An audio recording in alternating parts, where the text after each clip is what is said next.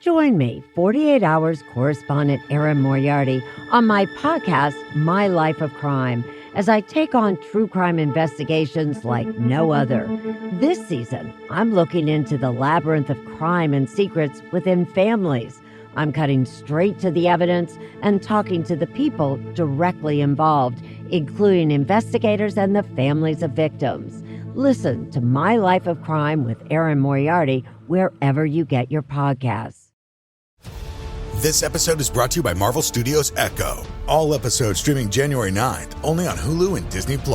Rated TV MALV. Viewer discretion advised. Maya Lopez has betrayed her mentor, the notorious Kingpin. Now on the run, she returns to her hometown to prepare for the biggest fight of her life. Don't miss Marvel Studios' hardest-hitting series yet. An epic 5-episode event. Marvel Studios Echo. All episodes streaming January 9th, only on Hulu and Disney+.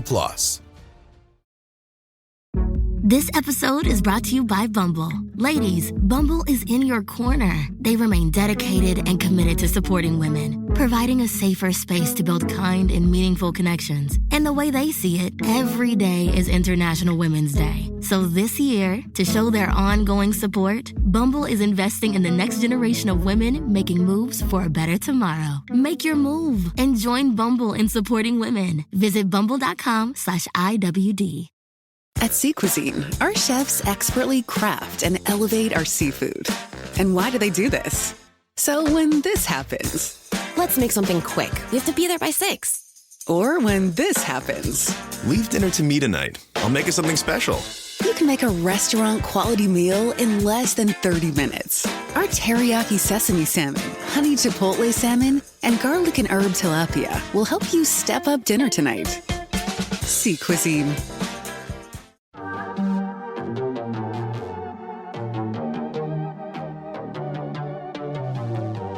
Hey y'all, I'm April. And I'm Caroline. And this is your Bloody Happy Hour. Caroline, are you ready for this? This is your newest guilty pleasure. It's the bloodiest part of your week. Did we say something about it also being happy hour? Show did. Because we about to be sipping on some murder. Bloody Happy Hour.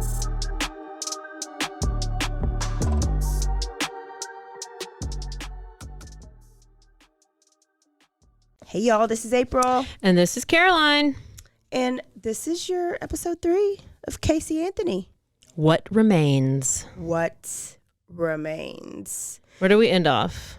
So at the end of episode 2, we were basically at the point to where she's going to start really pointing the fingers at her daddy. She's getting all the heat off of her. And she didn't come out right and say it, but she basically did, insinuating that her dad, she didn't call her dad a murderer, but she said everything all around it. Mm-hmm. So episode 3, where does that kind of start off?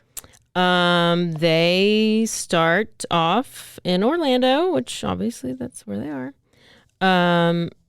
And they have a verdict. Okay. They have their decision. This is when they start talking about the public the public is like, everybody's just like so involved at this point, and they have announced that they have a verdict, they have a decision. And then they go and they do this weird rear view mirror stuff, like this episode a lot, but I think it's just like a way to like reflect back on the past or something, but I thought it was kind of funny. So she goes and she explains what it felt like to be at the center of all of this, and that she talked about how terrible her 3 years in jail was, because she at this time had been in jail for 3 years. She wouldn't wish it upon anyone. She described it as hell, and all this stuff. I remember thinking, oh, she's a victim again. Like me, like her daughter's dead, but she wants everybody to feel sorry for her time in jail. Yep. Basically. Then the judge comes on and he says, Madam Clerk, you may publish the verdicts. And of course, we get the not guilty verdict. Yeah. And everybody is shocked and appalled, and everybody's angry, and there's just an outburst. But what Casey and her defense team are doing, they're celebrating. Hugs all around, massive team embrace, since her innocence has now been proved. And I mean, I would do the same thing. We got just hugs everywhere.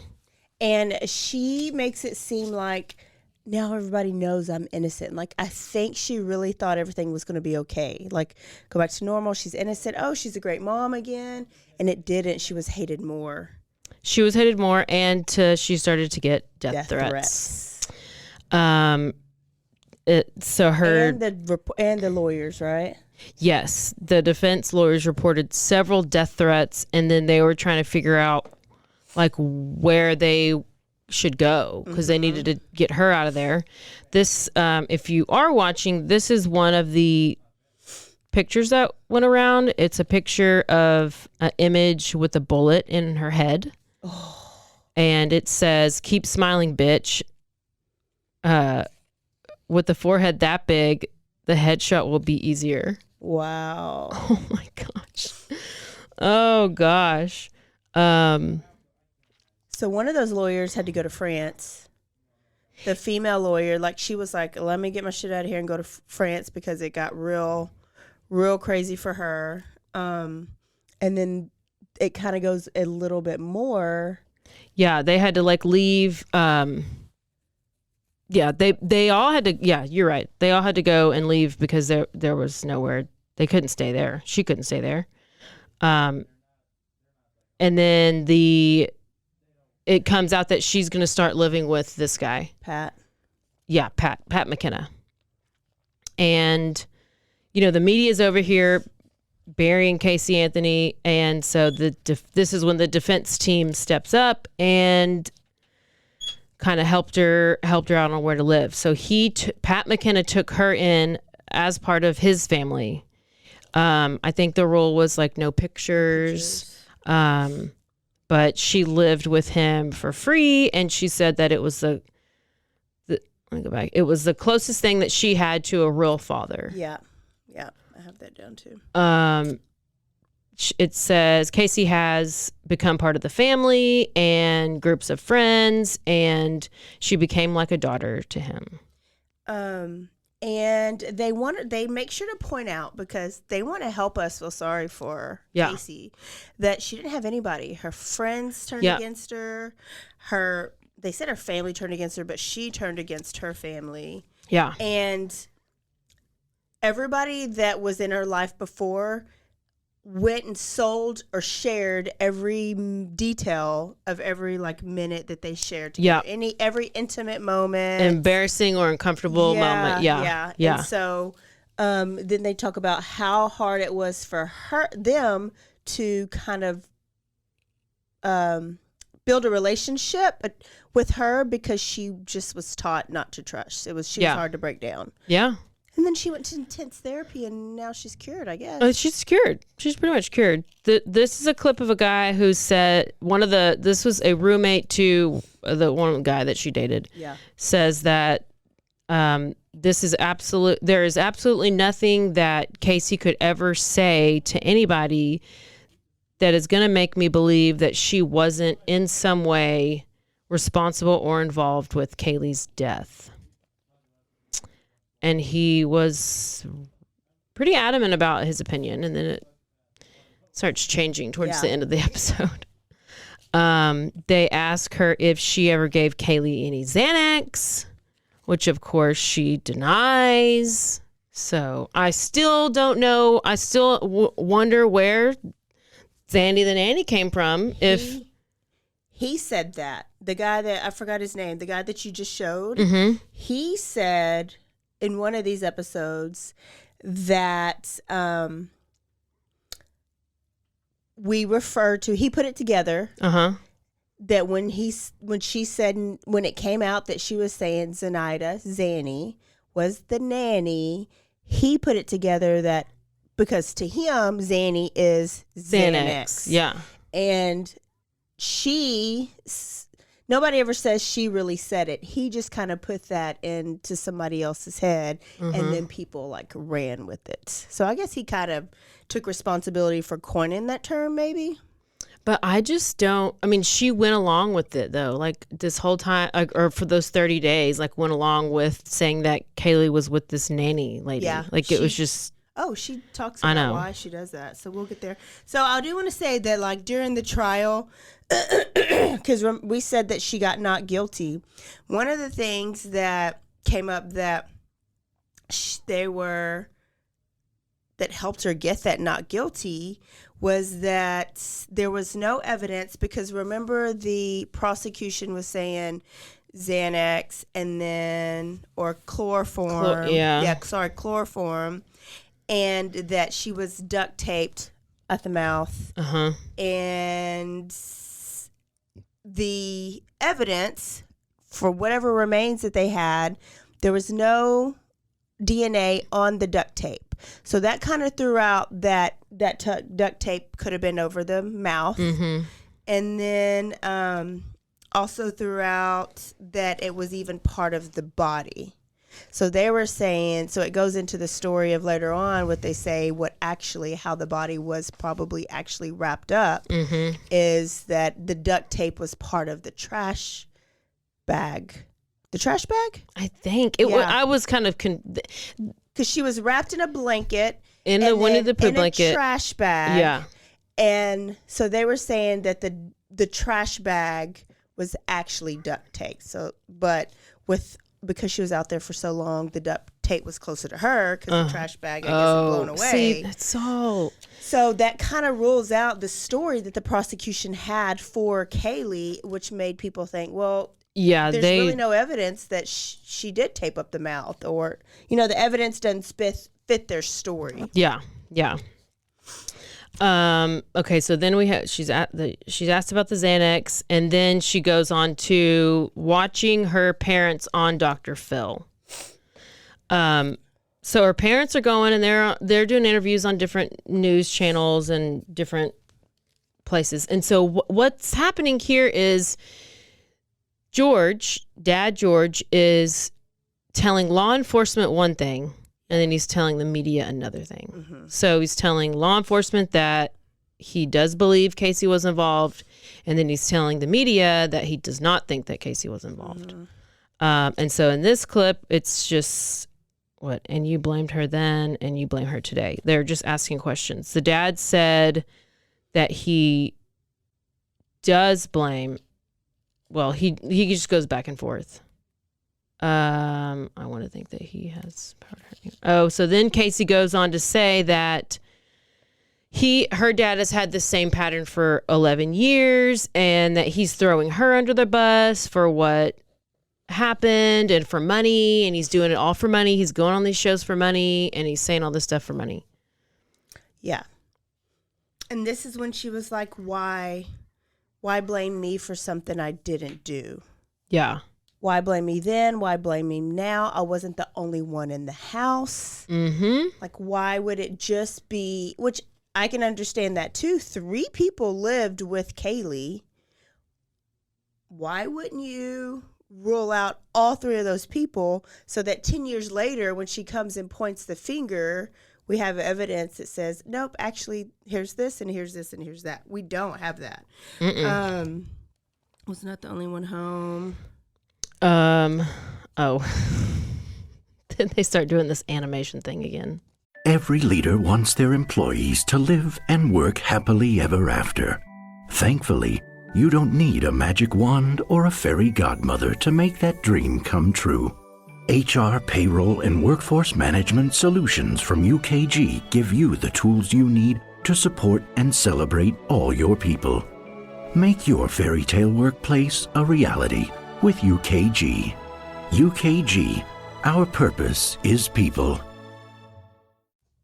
We scavenge, we stalk. We did things we're really ashamed of. Yellow Jackets, Showtime's Emmy-nominated phenomenon, returns.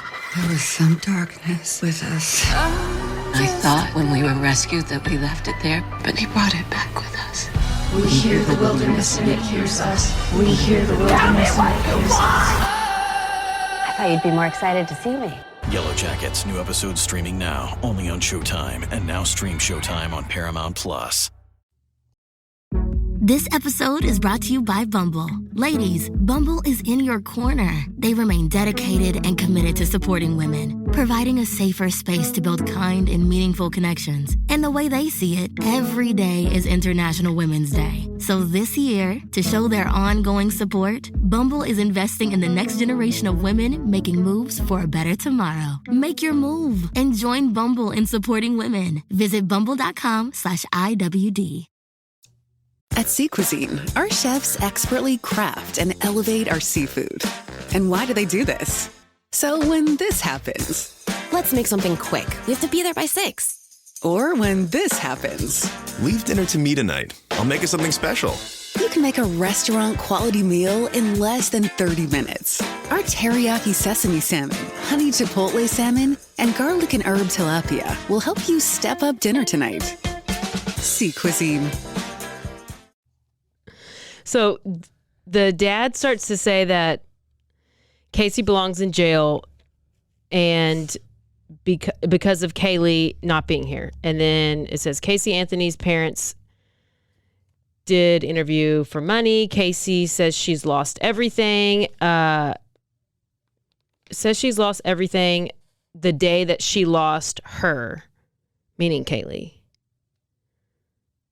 Say it all again. So Casey is saying that the day that she lost Kaylee is the day that she lost everything. Yeah. Mm-hmm. So, and then say that and then stop. But she kept on and she said, every day I live with a broken heart.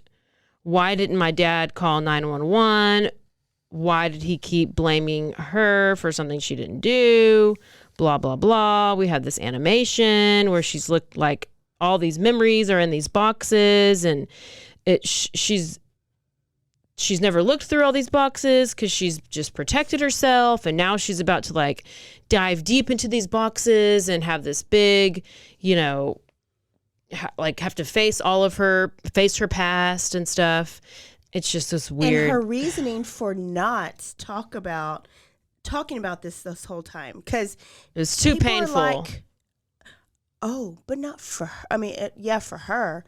But she says she doesn't want to hurt her new family because she knows that her new family, when she's in pain, they're also in pain. So she wanted to protect Pat and all these other people that were on the show, her other lawyers that were loving her, and the bald-head black lady. She wanted to protect them, too.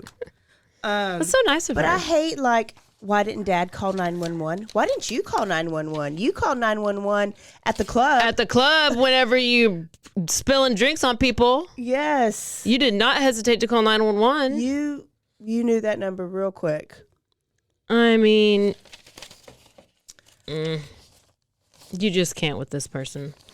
Then they talk about there's this a phone call between, I think this is the actual original call. One of the original calls. But they talk about a call between Casey and George. And she goes on to say that her dad was telling her everything that she wanted to hear, that Kaylee would be okay, and she'd be home soon, and they would be a family again. And Casey just had to keep following his instructions. Yeah, follow instructions. Yeah. Because she was basically brainwashed. Mm-hmm. And when we get to the trial, or when we're going there, then they go back, talk about the trial, and talk about how George was the main prosecution witness. He got on the stand multiple times. Multiple times. He also testified before the grand jury. I didn't really know all of those things. Yeah, and I didn't either. And this, to me, is, and I think would raise a red flag for most parents, not every parent, but his daughter was facing the death, she was going to get the needle. Yeah. And the daddy is on the stand multiple times talking all the shit about him. He is helping them put the needle in her arm.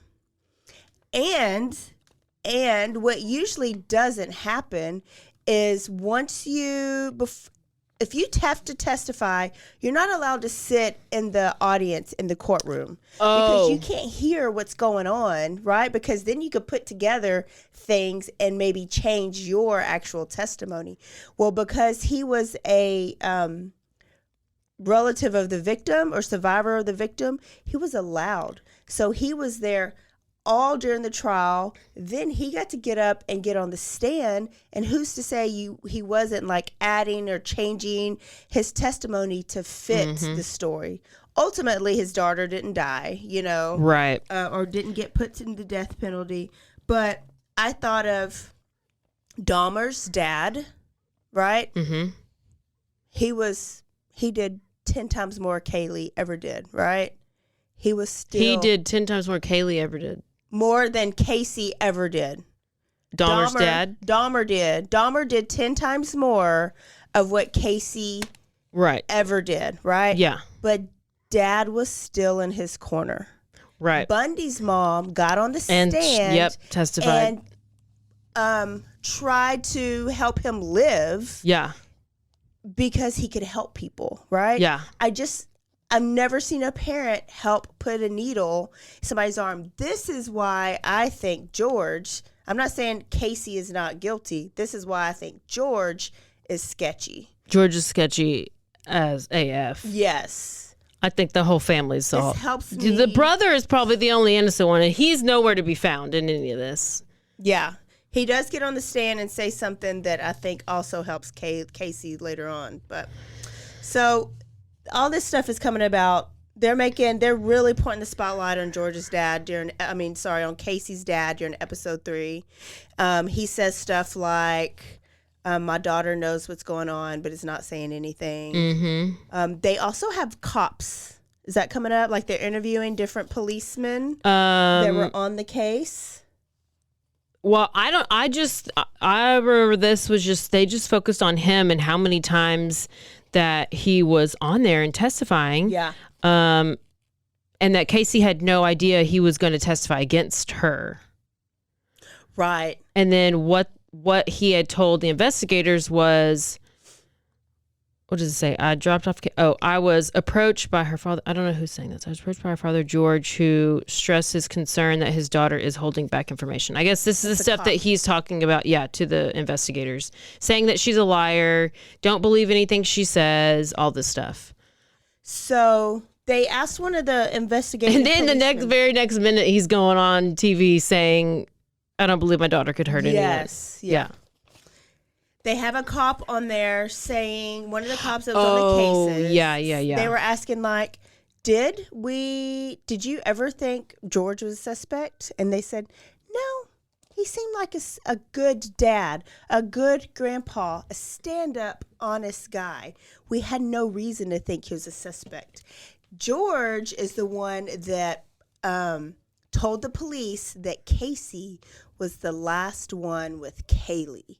So because George said Casey was the last one with Kaylee, that they narrowed their investigation on Casey only,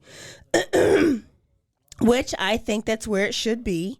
And they also said nothing led them to believe that George was guilty of anything because he had an honesty about him. And so that's why he was not really a suspect. But I'm not worried about that. He was also never eliminated because he was never investigated. That's probably my biggest argument about this case, because she would have no leg to stand on if they would have pulled. She's going to say it in a minute. Cell phone records. Yes, coming up.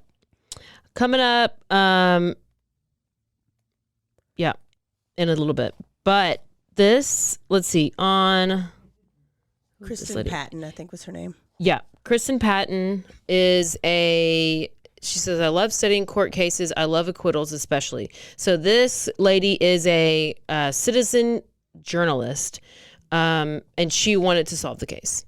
And she found contradictory statements that the dad made to law enforcement versus the media, which we've talked about. Dad was the first one on the stand and testified multiple times, told the jurors that Casey had human decomp in the back of her car. And he was the prosecution's key witness. Well, this whole the abuse allegations start to come up. And they ask if he has ever molested his daughter. And he says no. Yeah. I mean, he just says no. So who's going to say yes? I know. So what I guess she says is that a child of abuse can compartmentalize so much, and then that's what makes them a compulsive liar. And that this is whenever they... What do they talk about? I guess then this is whenever they bring up the affair with this Crystal Holloway chick. And when was this affair? During the... He met her during all of this, right? It was at a I think wasn't there search parties? She was part of like a search party or something. And so they just met like at the search party, at the table at the search party. I guess they were getting something to drink. That's how they met, and then they ended up doing the dirty. See, they didn't say that in the episode. They said that. She says how she met. All I heard was it was an accident that snowballed out of control. That means you had sex?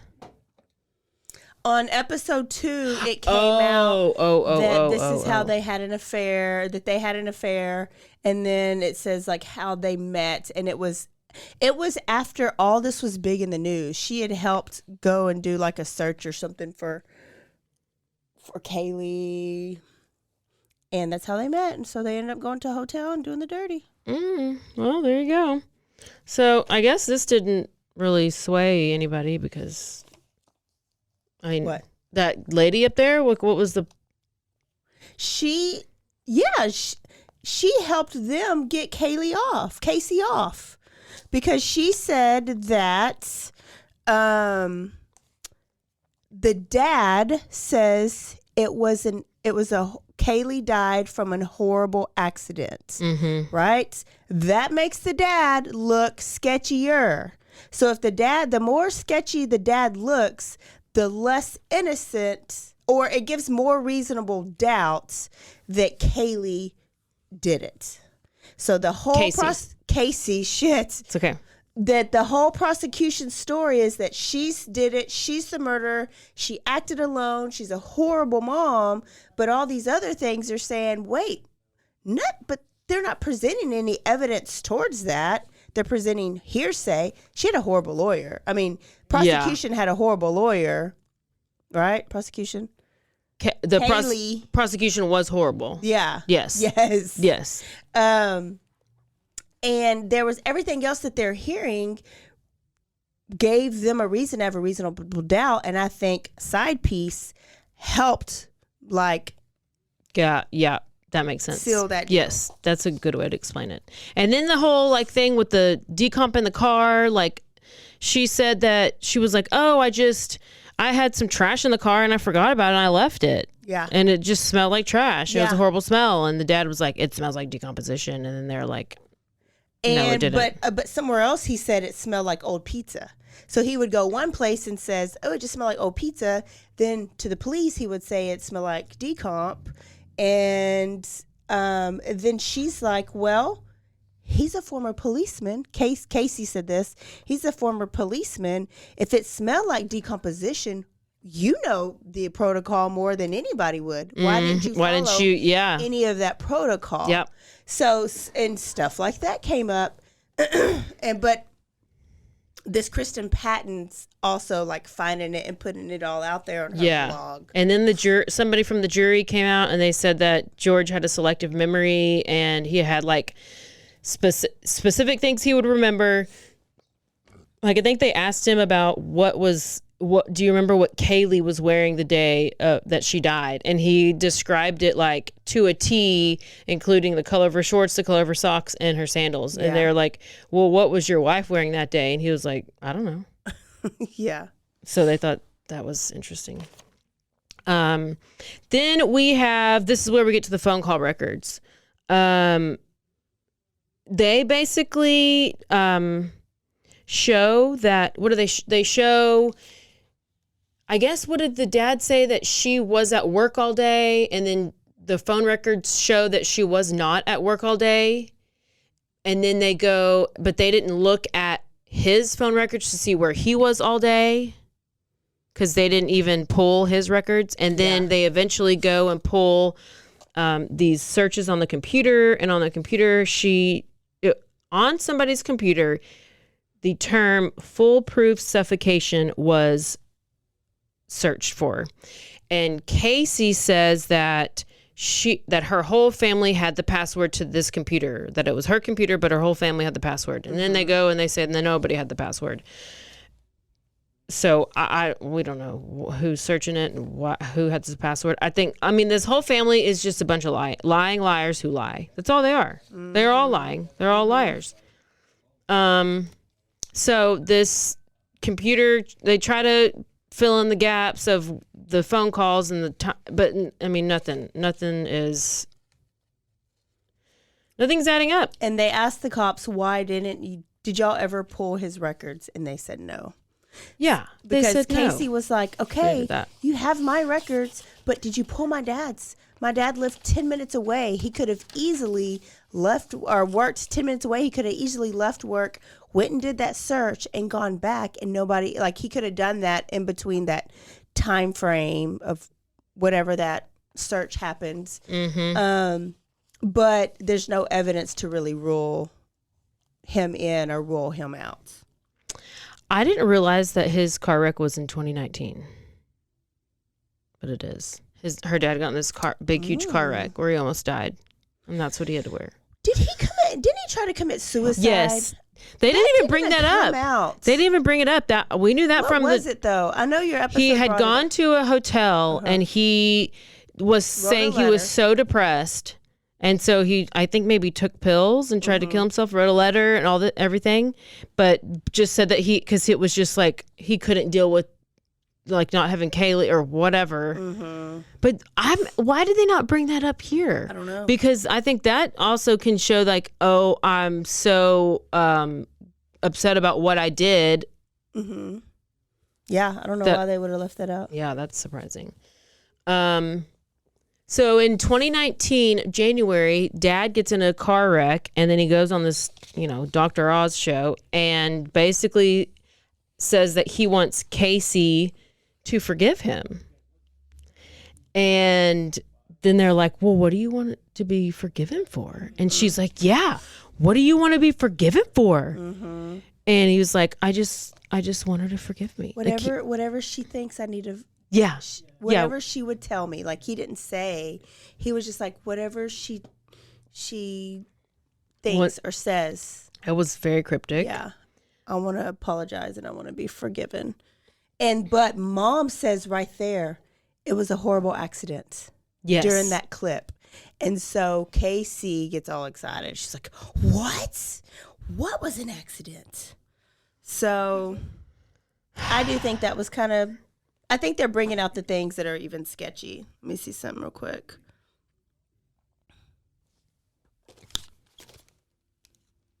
Because now is the juicy. Also on this episode, right before we get to this, the guy, the friend, the guy that they were interviewing, the one that kind of coined Zanny the nanny, is now starting to change his mind about the whole situation. Oh, yeah. But once he found out that the dad did the testifying, the grand jury stuff, grand jury and all this stuff. And he's like, oh, I had no idea. That changes everything. Can I have a break? Like, he just needed to take a break. And then he kind of like changes his tune about Kaylee a little bit. How much did they pay him to do that, you think? No? Just funeral. Okay. Do I have headphones? So then we get to this lovely little part where Casey apparently has never seen the funeral. I thought that was crazy. Like, I know you couldn't go because you were in jail. Yeah. But And she was like, it was supposed to be an intimate. She did not want it to be this big public spectacle. And then they have this like huge, they have like the biggest funeral I've ever seen. Like they're like scream singing and all, like everything. They are doing it's like Black Church. It is. I was like, are they at Joel Osteen's or T.D. Jakes'? Yeah. I think they were. It was humongous. I think they had all of the evangelicals there. They might have even been with Gwen Shamblin. Gwen Shamblin was there. Gwen was there, and I saw her hair in the back. It was televised. It was televised. Yeah. I guess. Yeah, it was. And that's why? How it's like easily recorded. Okay, this part we're about to play for you, I do not know how this has not gone viral. This is how but I think the logic behind this is when it's a big case like this, and if like certain news stations or certain entities like that church probably comped, like they probably said, if you allow us to have it in this church, we can have this, we could do this, and it'll be all free. Yeah. So instead of them having to come out of their pocket to maybe bury Kaylee, probably agreed to do it this way. Plus, they're already kind of liking the publicity behind this. Like, it's horrible publicity. No, yeah. Remember, they're on the boat and they're doing all that. And, you know, okay, I guess I'll make my comment after we listen to it. Yeah. Quiet funeral. I stand here today, proud to be the grandfather of Kaylee Marie Anthony, who not only meant the world to me, but meant the world to my family, and so many of you that never got a chance to actually hug her, smell her hair, smell the sweet sweat when she came in from outside. Are you fucking kidding To me? hear her call me JoJo, I miss that kiss on the cheek, that special hug that I tell everyone, it's so great to get a hug from someone, but to get a hug from a small child, that gives me energy like you couldn't imagine.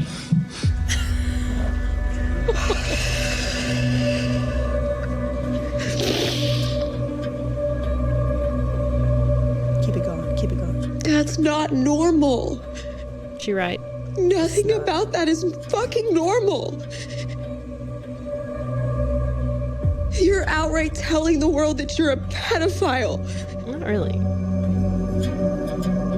Jesus Christ. I'm not going to say how much I'm going to miss things that I won't be able to do with her, because someday I'll be able to hold her hand again in God's heaven. I'll be able to take her in wagon rides. I'll be able to kiss her. I'll be able to smell her again.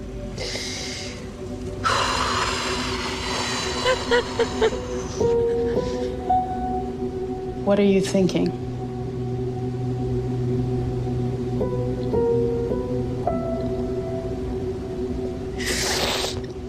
A lot more things make sense. Yeah, that's not necessarily a good thing. What things make sense? I know what he did to me. And that was my fear. I had one job to keep her safe. As a parent, that's your most important job, is to keep your kid safe. As a kid who was abused, you don't ever want to see that happen to another kid, especially not your own. Yeah, so he's, that was so creepy. There's nothing normal. And she's right. There's nothing normal. I did write on here that I saw, me watching that personally, saw genuine reactions from Casey. Like, I felt like that's genuine snot she's sniffing. It sounded real tears. She did a much better job than Amber Heard ever did, even dreamed of doing. She actually might be the next Aquaman. Yeah, maybe so. Or whatever that chick was. She's definitely going to be in Aquaman. She would do better. I think this, not just this whole episode, but especially that, did a lot for a lot of people. Like, yeah, I think it did a lot for even mainly people who have never heard of the case, or like younger millennial people. Wait, Gen Z? I don't know. Whoever's younger than me, who maybe never heard of who Casey Anthony was, and then this was their first like experience of her.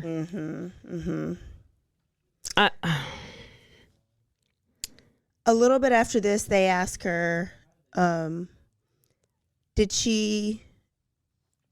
didn't she get Kaylee out of the house?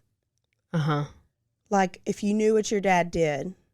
They said, okay, so then they said that, well, did he have another affair? Yes. Yeah, an original affair. In November 2005, Mom found out that she was cheating and she kicked him out of the house. Yes. So then she said that was the happiest that she had ever been because it was her and her mom and Kaylee, and they were just living their best life in the house.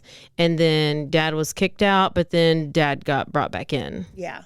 And then she said she never left Kaylee alone with Dad because she was just so worried that he was going to do to her what was done to her. And that's why she made up Zanny the nanny, because she said that she would leave the house but want to take Kaylee with her, like be going to a friend's house but want to take Kaylee with her. And Mom was like, well, just leave her here. But she said she didn't want to leave Kaylee with Dad.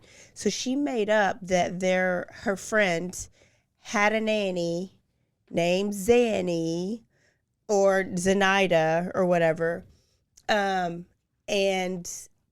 she didn't exist. That was just her excuse to Mom to not leave Kaylee there with Dad. But how weird is it that there actually was somebody who lived in the area that was named Zenaida Gonzalez? I don't know. Oh, I thought a friend did have actually a Zenaida Gonzalez or Zanny as the nanny, but it's the... And so she stole the idea. Yeah, she stole the idea. She would say it was like a shared nanny. Was her excuse to her mom. Yeah.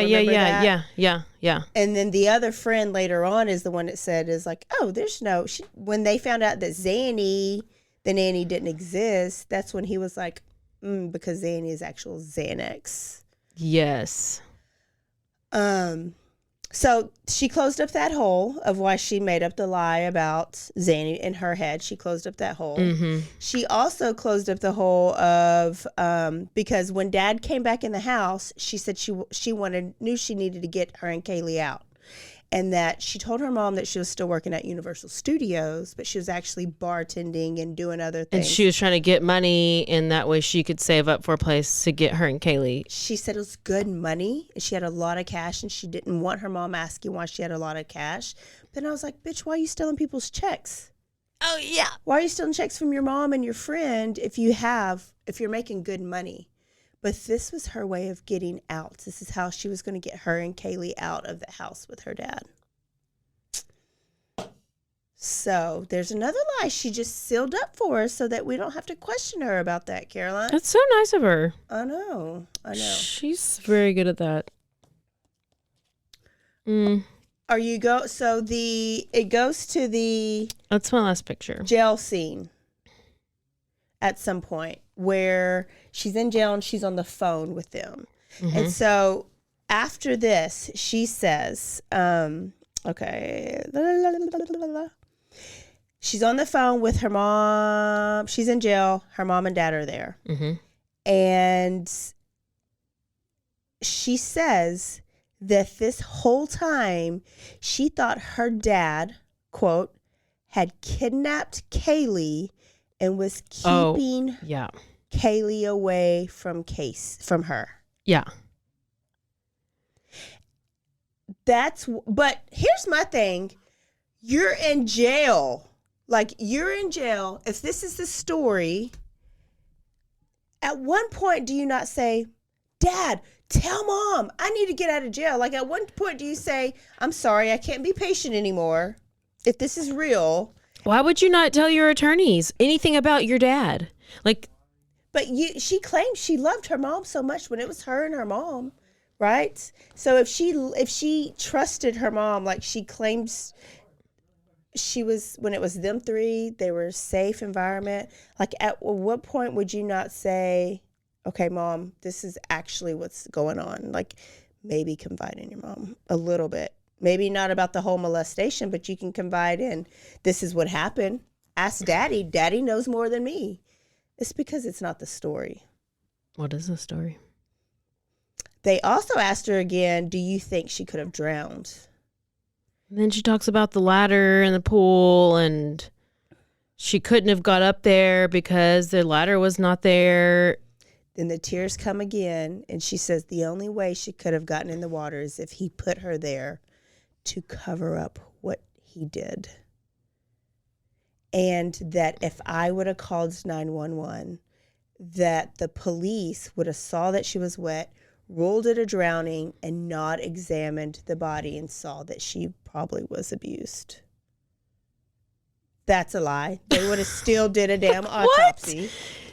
But the story's like changed now, you know? That was her story at the end of this episode. Yeah, what do you mean was the story's changed? She's never said a story, had she? Well, what was her, her story at the trial? She didn't. Or what was her argument at the trial? She didn't say anything. Jose Baez said that it was an accidental drowning. Yeah. Remember, she said she knew nothing about that. She knew that never could have happened. She never had a story. This is her first time speaking and saying anything. It took her 10 years to figure out her story. Mm-hmm. It did. It Wow. did. Wow. So Pat McKenna comes back on. This is if you hadn't called her bullshit yet, to me, you call her bullshit again. So if y'all haven't watched it, you might need to go back and watch this episode. Oh. Because McKenna comes on and Pat McKenna, and he's basically co-signing on George abusing Kaylee. Yeah. Okay. And just saying, if it was an accidental drowning and you didn't have anything to hide, why wouldn't you call 911? Like, what is the reason to not call 911? Yeah. Besides, you've abused her and something else would come up in that autopsy. So this is what Pat McKenna's saying. So he's crying as he's talking to Kaylee. Casey, damn it. He's crying as he's talking to Casey. And he says, I've never told you this. He says, but I think that there could have been an accident during the abuse. And he goes, did he ever do anything when abusing you that could maybe cause like an accident, maybe cause like an accidental death? And she goes, yeah, he used to put a pillow over my face all the time. Oh. If I said no, he would put a pillow on my face until I passed out. And he goes, oh, that could have been it. That's probably it. She starts crying, and then that's like, oh, well, they solved the crime. Yeah, so it's like, was she drowned or was she suffocated or like? So they're saying that he got Kaylee out of the room when Casey was taking a nap. Okay.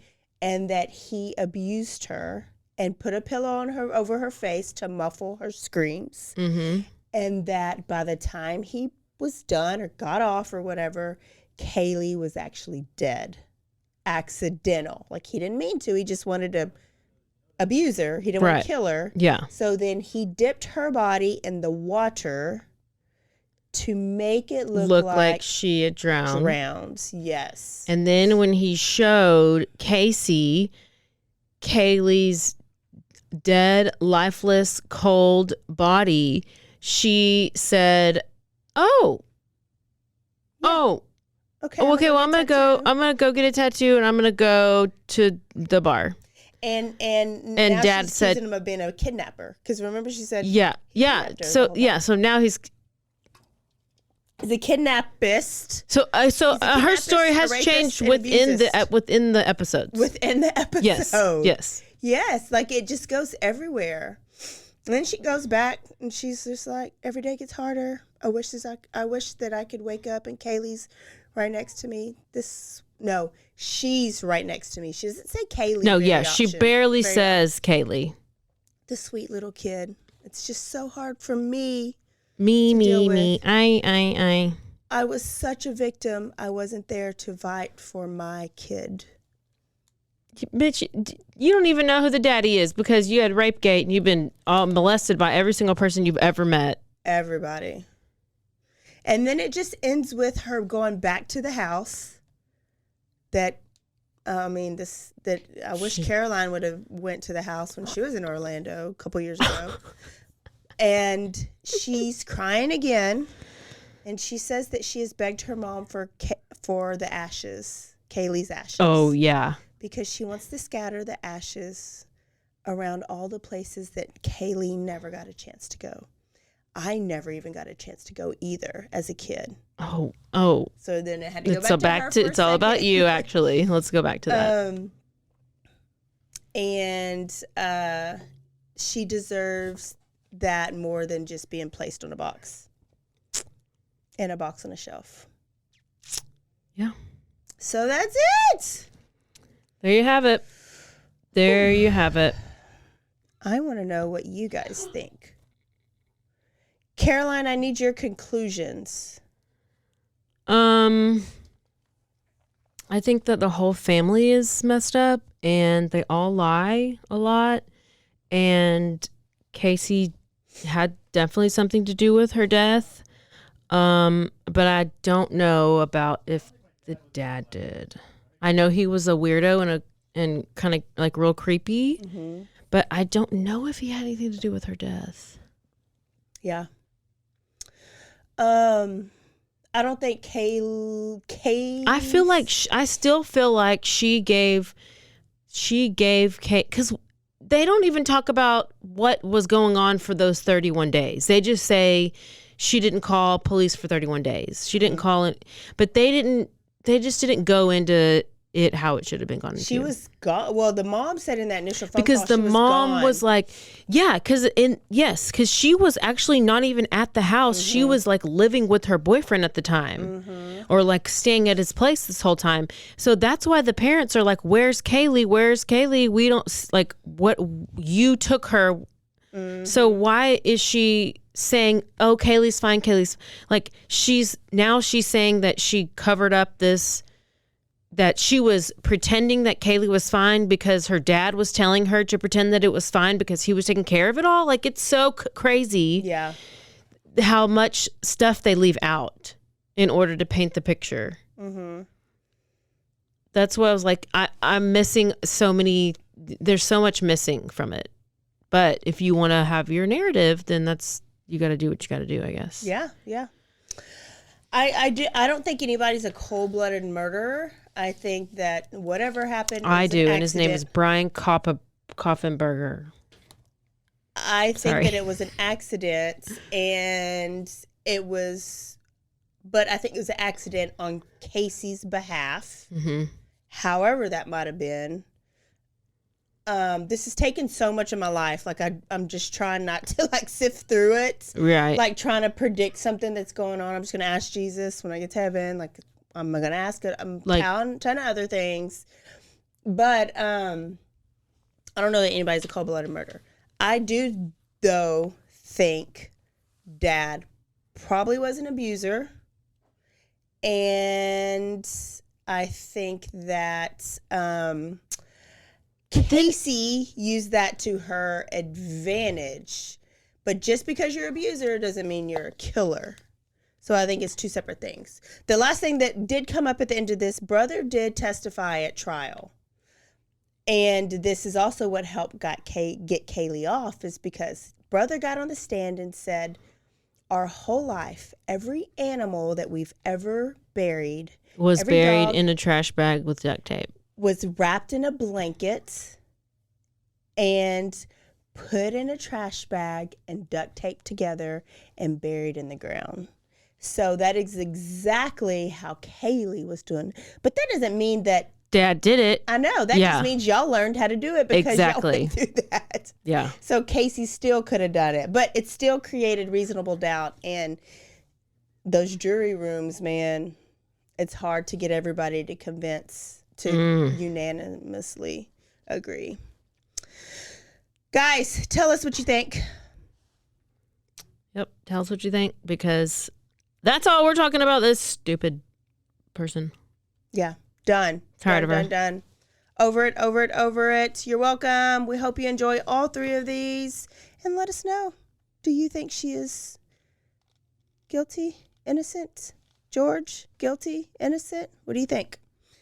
And we will see y'all for the next episode. Don't forget to stay aware, stay alive, and always be DTF. Bye, y'all. Goodbye.